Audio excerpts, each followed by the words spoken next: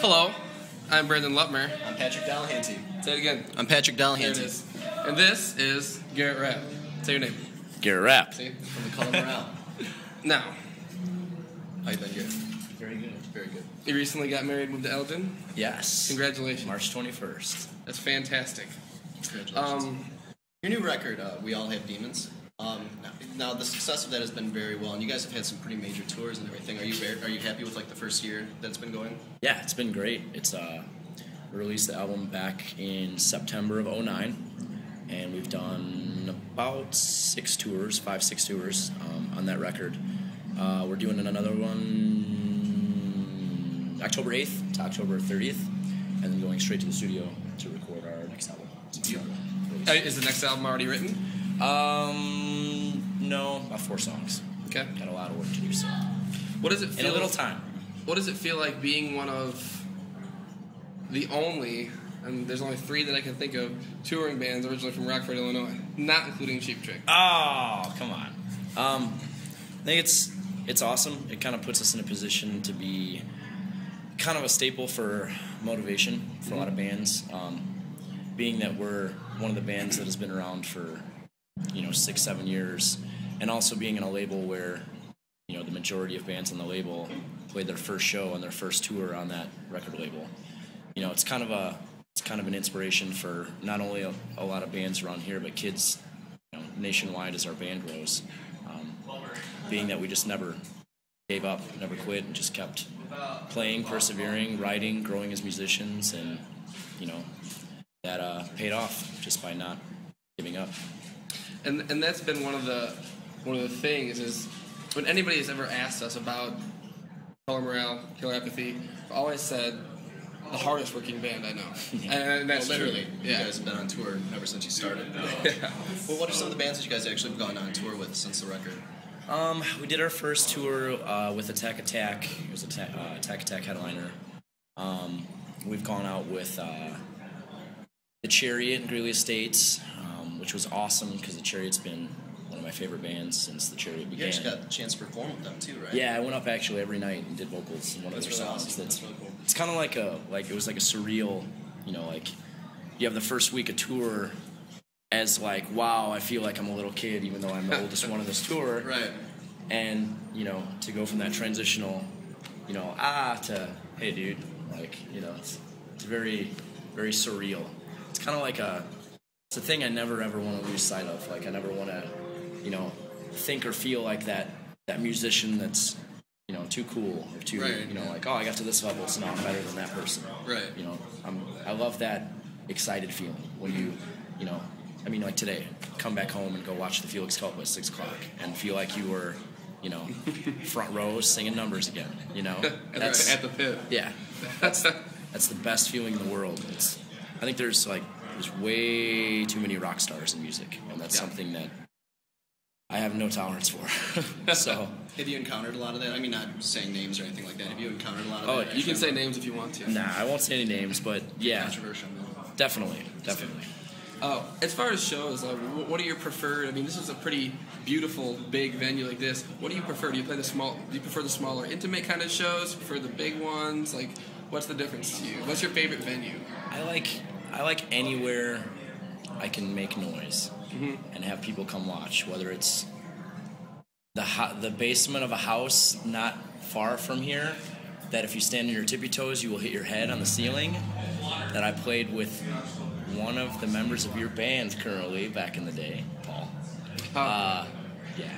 Or like, on that Attack tour, on other tours, we've played these huge, like playing Soma in California. It's like, 2,000 cap rooms. It's just like giant stages, which is at first very awkward and very intimidating. But once you get used to it, it's fine. But I prefer anywhere you can make noise. I'd play a show right here if we could, The notoriety you guys have here in Northern Illinois, do you see that translating in, like, the California state and all that, or anywhere else you go?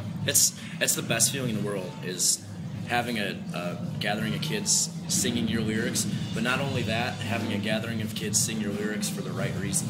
It's because the music or lyrics, I hear constantly that our lyrics are motivational and they've hit hit a kid and found a kid well where they should.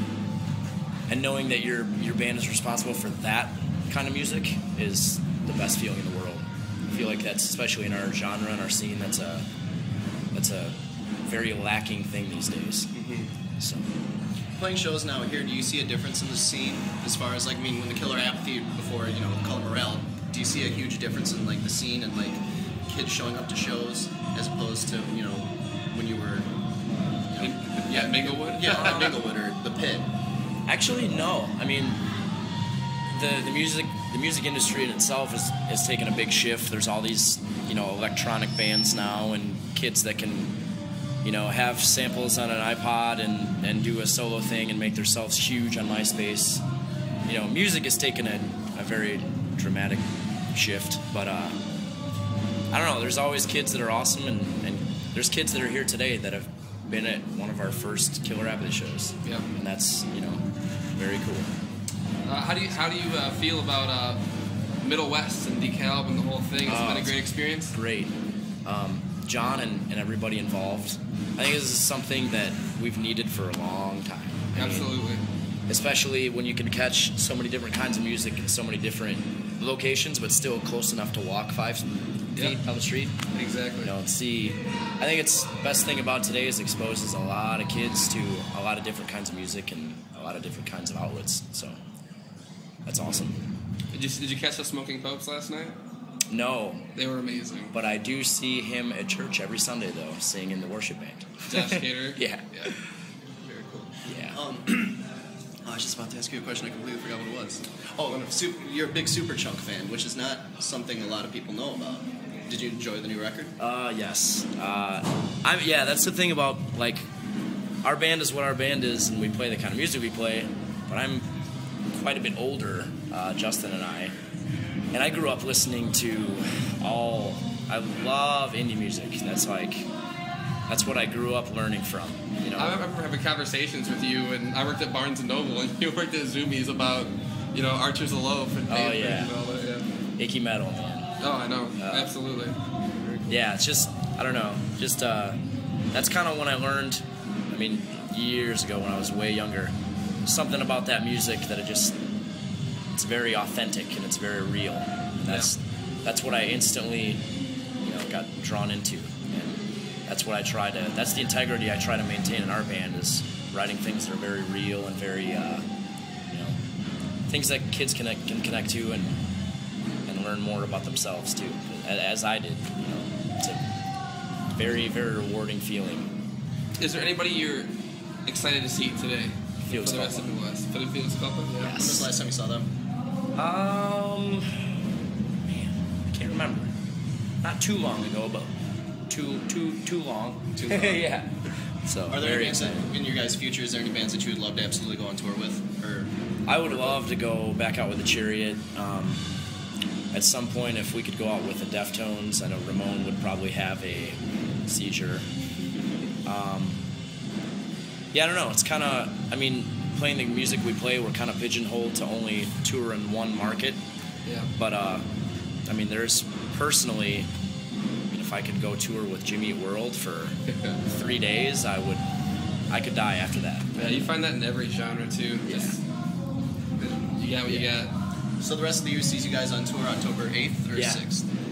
We're out October 8th to October 30th with we're direct support for a band called War of Ages and a band called Legend, The Contortionist, and drawing a total blank. It's okay. It's a great band. The Great Commission. Yeah, that's not the band. And if nobody's heard of you out there, where can we find your band online? You can go to iTunes, Best Buy, Hot Topic, or just go to a show. I mean, we have CDs of shows all the time. It's the best place to buy them. It's myspace.com, Color Morale? Yep. Or Facebook. Go like us. All right. Well, Garret, congratulations on all the hard work you've done. It's really paying off for you, and thank you so much for sitting down. And yeah, thanks again. We really appreciate it. Thank you. Garret Rapp, Color Morale.